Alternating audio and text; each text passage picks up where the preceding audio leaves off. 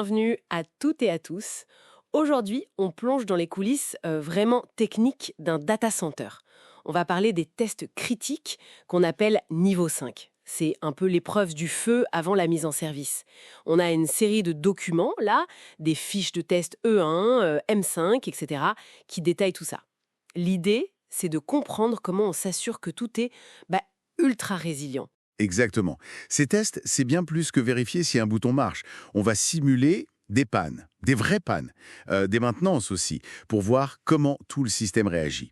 Électricité, clim, supervision, c'est vraiment une chorégraphie complexe pour garantir que, quoi qu'il arrive, le service continue. D'accord. Commençons par l'électricité alors. Le test E1, par exemple, simule une coupure du réseau EDF. Ça fait un peu peur, non, même en test? Ah oui, c'est toujours un moment intense.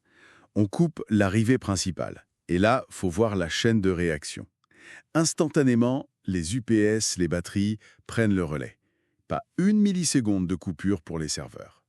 Puis les groupes électrogènes démarrent, montent en charge. Le crucial, c'est pas juste le démarrage, c'est la qualité du courant pendant la transition. Stable, parfait. Et après, on a des tests comme le E3 pour être sûr que ces générateurs tiennent, disons, 4 heures à pleine charge. Et la maintenance? Parce qu'on doit bien pouvoir intervenir, réparer des choses sans tout couper. Tout à fait. C'est là qu'intervient la redondance, le fameux N plus 1. En gros, si tu as besoin de N équipements, t'en mets un de plus. Les tests comme E2, E4, E5, ils vérifient justement ça.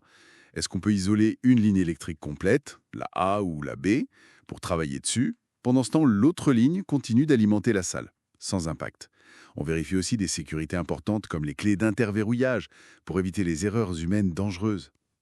D'accord. Donc l'électricité est sécurisée par cette redondance. Mais quid de la chaleur? Toute cette électricité, ça doit chauffer énormément. C'est l'autre pilier, absolument essentiel, le refroidissement. On a des tests spécifiques pour les groupes froids, les chillers, M1, M2.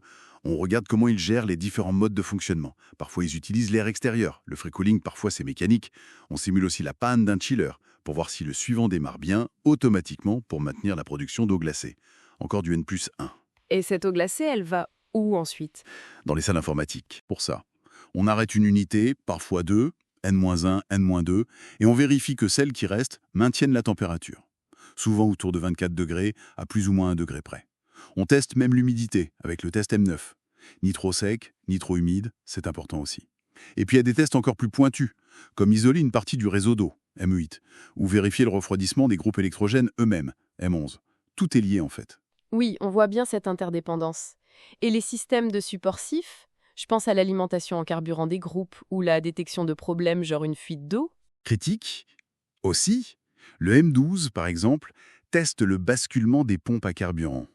Si la pompe principale lâche, la secours doit prendre le relais.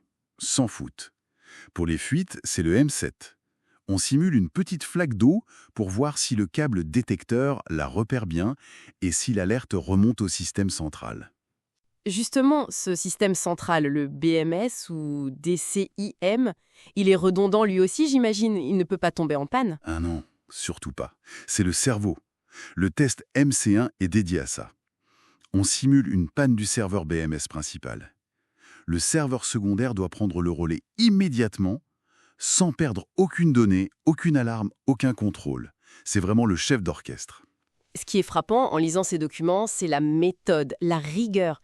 On pousse vraiment les systèmes à bout avec des charges maximales. On enregistre des tonnes de données, température, tension, tout. Et les critères sont clairs. Ça marche ou ça ne marche pas. C'est exactement ça. Pas de place pour l'à-peu-près. Ces tests de niveau 5, c'est la garantie ultime que l'infrastructure est prête. Prête aux pannes, prête aux maintenances. C'est une démonstration assez impressionnante de l'ingénierie de la résilience. C'est clair. Bon, pour conclure cette exploration, on a bien vu à quel point l'électrique et le mécanique sont liés, interdépendants.